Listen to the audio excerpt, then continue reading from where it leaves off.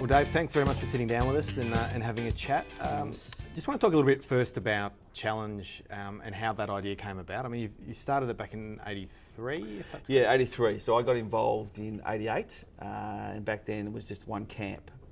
And obviously medicine was different then to what it is today. So kids spent long periods of time in hospital.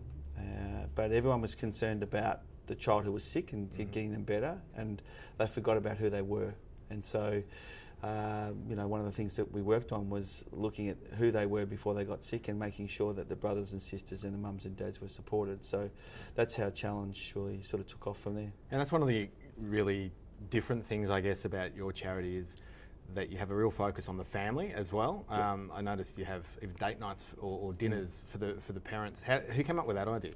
Yeah, it came about. Well, a lot of the ideas have stemmed from me listening to the parents and the kids, yeah. And it was like divorce is 60% with kids with cancer. So, and again, you can understand that with the pressures that have on the family. So, date night was a winner straight away because it was you don't have to think about it. This is where you need to be. Go there, enjoy yourself. Hopefully, you have some good chat time, and then it may spark. Just some new life in the relationship. Absolutely. Now, golf has played a pretty significant role with Challenge. Challenge has played a significant role with golf as well. But before we go down that track, did you play golf yourself? I played a little bit of golf, nothing serious. Yeah. So I liked the game, but I think the way it came about was that Brad Robinson, ex-Aussie Crawl guitarist. Okay, yeah. So Brad was a board member here. And he was working at Octagon and was doing some golf, managing some golf. And one of those people that he was managing at the time was Rob Allenby, coming into his foray, and that was how we initiated a conversation. And that's how that's how Rob came to be part of the. Yeah, so Rob was young, and I don't think celebrities or professional sportsmen aligned themselves with people, and we said to Rob, look, we'd love to have you involved, and that meant not only just having a golf day, it meant obviously working with the kids as well. So, and he liked that. And that golf day's been going for nearly 30 years. Yeah, I know, it's a long time. Yeah. Yeah. So and trying to change it up and trying to do things different. We benchmarked a lot of the time. We started with a morning group and a lunch in the car park at Yarra Yarra. Now to morning, afternoon, and dinner at Crown. So it's value for money, and we try. We've had some of the biggest names in golf at the event. So it used to operate straight after the Australian Open. So we had the winner, like we had Aaron Baddeley there one morning. Across, yeah. We've had Stewart there. We've had Ian Baker Finch. We've had Ricky Fowler. I was going to say, because it's good to see it's now getting a bit of a push on the PGA Tour. Yep. I know Ricky's been on board with it for probably longer than a lot of people realise. Yep. But how big has he been for getting that challenge message out on the bigger tour? Yeah, I think that only came about really because of Jarrod. So I met Jazz when he was 17, and he was a kid that said, I like golf. Yeah. I didn't know that he was as good as he was, but he was always a very humble guy. Absolutely. And so I organised for Jazz to do some things around golf. I then watched him, and I used to walk around golf courses, which isn't necessarily my cup of tea, but no, I enjoyed watching them walk around, and I saw Jazz sort of knocking on the door, but was never really right there. And then he had an outstanding year and got into the Eisenhower. Okay, and played there, and then said, I'm going to become professional. I said, what does that mean? He goes, it just means that I'm no longer an amateur and I've become professional. I said, well, do you need a manager? He said, yeah. And so I did some deals for him, and the rest is history. But Jazz played his first game of golf. Ricky played his first professional game of golf with Jarrod. Oh, really? Yeah. Do you remember what that was? I'm not sure what the actual event was, but it was they played together, and that's where they became mates. And that's how Ricky got involved, because Jarrod was one of those blokes that if you became mates, you were a mate. And you obviously knew Jarrod for a long time. You got pretty close to him?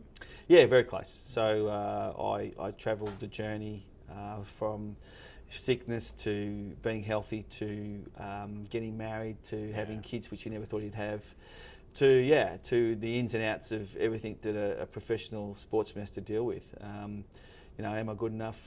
Is this me, end of the road? So when Jazz got sick the second time, it was obviously he was playing great golf, and I sort of look at Jarrod as he probably would have been in the same league as Mark Leishman is now,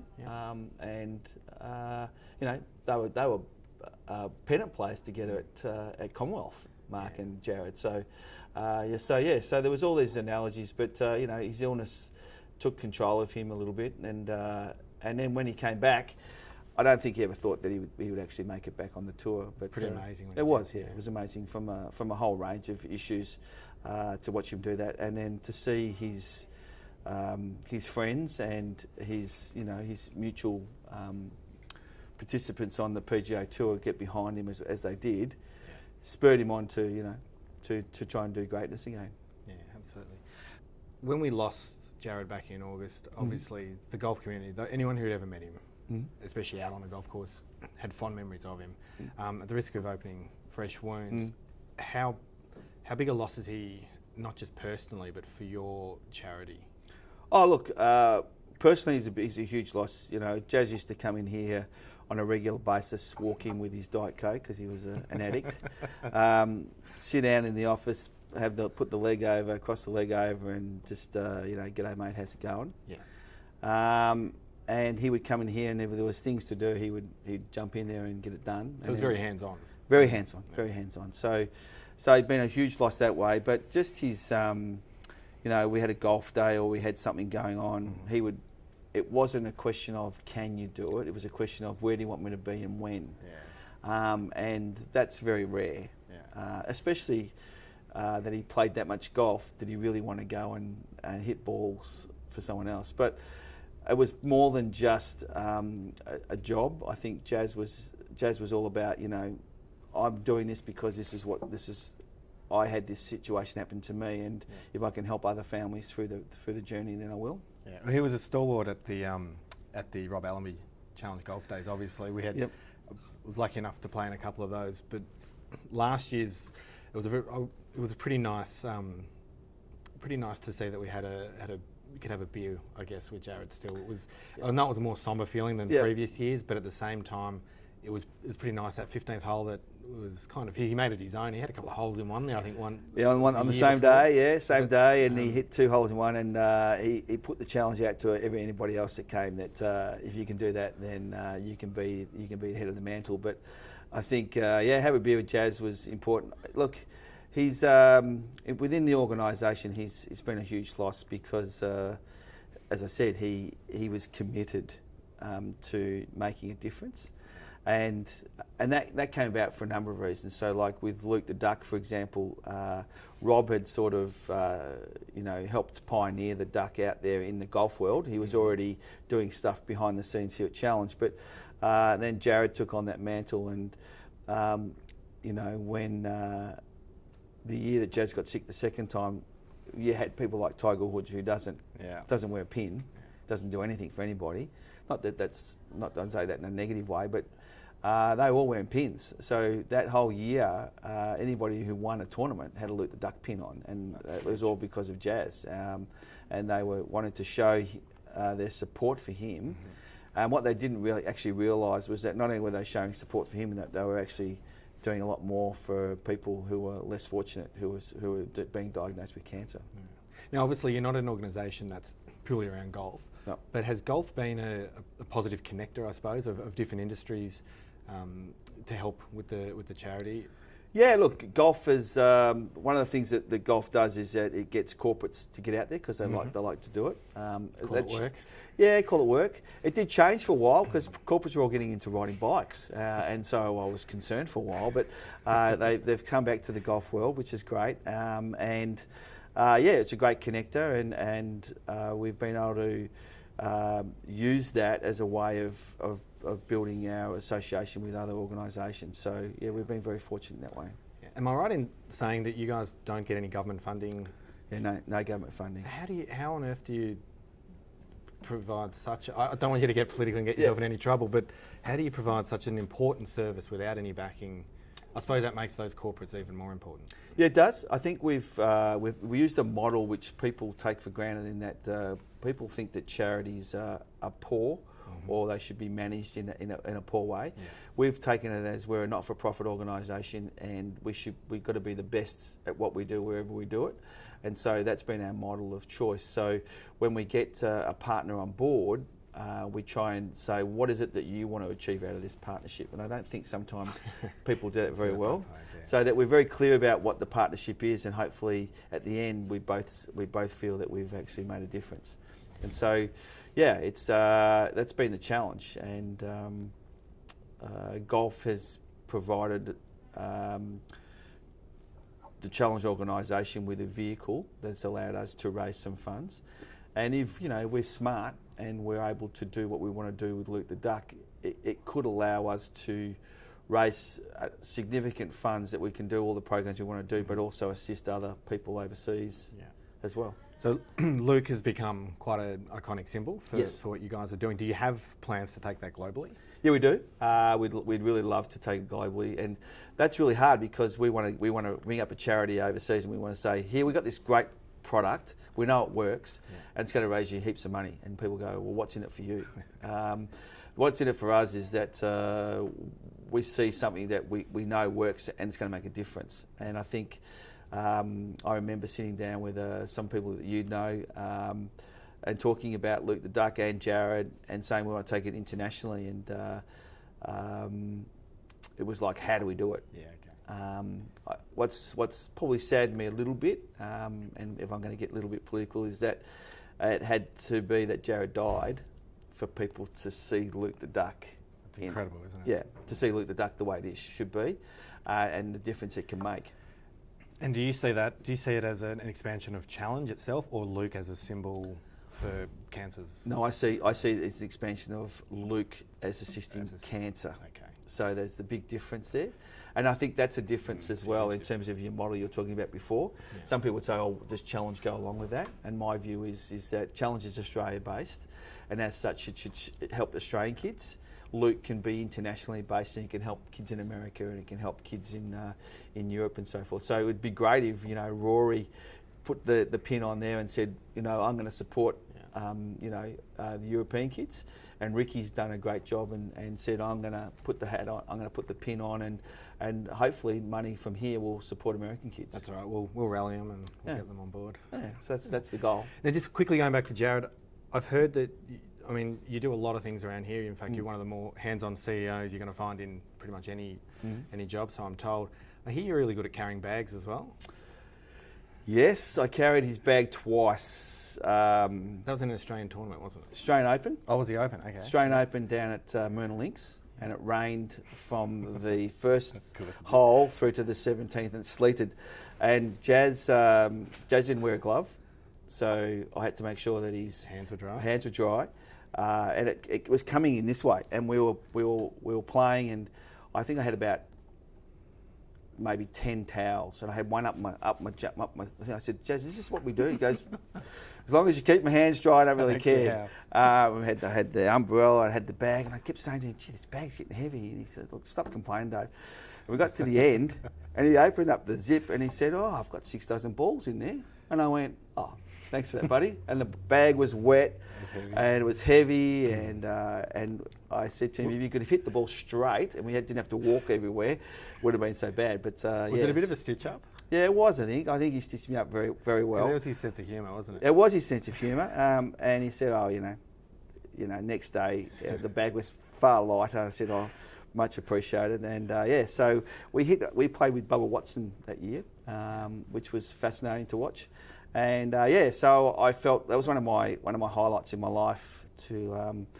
I didn't know what I was doing, but don't worry, a little secret, most caddies don't. No, didn't know what I was doing, but I enjoyed the experience. And so he did that, and then I then did it again for a second time at the New South Wales Open, and I had a great time. And I said to Jazz one time, maybe get the 3-wood out and just, plug it in. He goes, I think it's a bit far. Got the 3-wood out, put it on the green. I said, maybe this is the job for me moving forward. He said, I don't think so. So you say you're not playing a lot of golf yourself. What do you do to unwind? What's your release, I guess? Not really a lot. I work a lot. I've got a family, and I've obviously got to look at turning that around a little bit because the work-life balance is. I push that out to other people, but I probably don't do that myself. So, but the organisation is growing, and with that, obviously more time gets needed, and obviously I feel the hands-on aspect of the way I've run Challenge over the years has been that people want to see the boss. They want to see the guy that is in charge, and that means that they feel that I think that their event is important. And so that's the challenge at the present stage. And again, people say, why don't you employ more people? Well, we employ more people, you've got to find more money. Less money for, less money for the things. Yeah. So yes. As far as mentally draining occupations go, you've got one of the, and emotional, I guess, you've got one of the more tricky ones going around. How do you do it? I mean, a lot of people sit back and look at you in awe without blowing smoke. It's really impressive from someone on the outside. How do you manage that yourself when you see so much sadness as well as obviously some pretty positive outcomes? Yeah, that's been probably tough. I went to a funeral last week and there was a Dr. Zeus quote that said that sometimes you don't recognise the moment until it becomes a memory, and I think. Wow. That's a very powerful message, and I think that I look at the moments and I take them and I go, wow, look what we achieved. So from last week taking 5 kids to meet Kylie and seeing the kids' faces and then getting text messages back saying this is their first concert, what an experience. You've given us the push to actually live life. You go, okay, I've ticked the box. That's a big one. Yeah, so I think that if that's all you achieve out of the exercise, then we haven't done a bad job. It's very hard to measure your success here because you've just got to, as I said, you've just got to look at the moment that you achieve and hope from there. So, my moment with Jarrod was obviously meeting him and then saying to him, if you want to be a professional golfer, it's the choice you have to make. So, we did some things with that. So, Sandy Jamison coached Jarrod for a year for free to give him the opportunity. At a Commonwealth. Yeah. Give him coached him for a year for free to give him the opportunity to be, the golfer he wanted to be. If you looked at Jazz and you said he's going to be a professional golfer, you would have said, I don't think so, because he was big. He wasn't what in the era of the athletes coming through. Yep. And all that. So I used to always laugh when people used to say to me when Jazz was sick, I didn't realise how tall he was. And I used to say, Jazz, that's what they were actually saying. I didn't realise that you were fat beforehand. And he'd go, you are such a harsh man. And I'd say, no, that's the reality of the question. But I think his bigness, I think everything about him made him the individual he was. And I think, he was just this big guy who had a dream and we helped to solicit that dream. Now, last year you received a medal of the Australian Order, AOM? AOM, yep. I know you obviously feel you get a little bit bashful about that sort of stuff, but that kind of recognition must make you feel proud that you're doing the right thing and you've done it for a long time. Yeah, it was a very proud moment to receive it. I don't know whether I've never had the actual pin out, which is probably a little bit. There's only one pin that matters. Yes, and I think if I would like to think that that the pin that I have, which is the Luke pin, if that is able to be successful, then I'll feel like I've been successful. No, good on you. As golfers, one of the funny things about golfers is that we have very little perspective, despite the fact we might say that we do. Out on court, we'll get upset over a 3-putt, and we'll be upset that we can't hit a fairway. I know Phil, Phil well. I Phil do. rarely hits a fairway and gets quite upset. Yes. You must have a lot more perspective than most people. Yeah, I do. I think, I have. And sweating the small things is something that I probably do more than I should, because I think that's just human nature. But I think that looking at it from the perspective of life and death on a daily basis, my perspective is you just got to get out there and enjoy what you have, and that you can actually go out there and hit a golf ball and enjoy that experience, even though Phil doesn't do it very well. Not even close. Not even close. I think that that's still enjoyment for everyone else to watch. Brilliant. Yeah. In terms of going forward, what can just an ordinary golfer do to help support Challenge or get the message out there? Look, if a golfer wants to purchase a pin, or we're looking in August this year, hopefully, to have golf courses around Australia do it for Jarrod, which will then be Jarrod's gift to the rest of the world. So it'll be doing it for Jarrod. So a normal comp day, gold coin donation, ladies on the Wednesday, men on the Saturday. And we get as many golf courses involved as possible, then the Do It For Jarrod will be great, and Jarrod's gift will continue long into the future. And that'll be that hashtag Doing It For Jarrod, which is taking a life of its own. Yeah, it has, yeah. On social media. Yep, so they're Doing It For Jarrod, and then the outcome of that will be that Jarrod's gift will continue, that his gift that he used to come in here and do on a daily basis. Brilliant. Well, Dave, thanks very much for coming in and having a chat with us. You're an inspiration to a lot of people, and keep doing what you're doing. It's greatly appreciated by the wider community. So all the best, and hopefully in golf we can do something to keep continuing Jarrod's legacy, but also the Challenge legacy. No, thank you. Good on you. Cheers. Cheers, mate.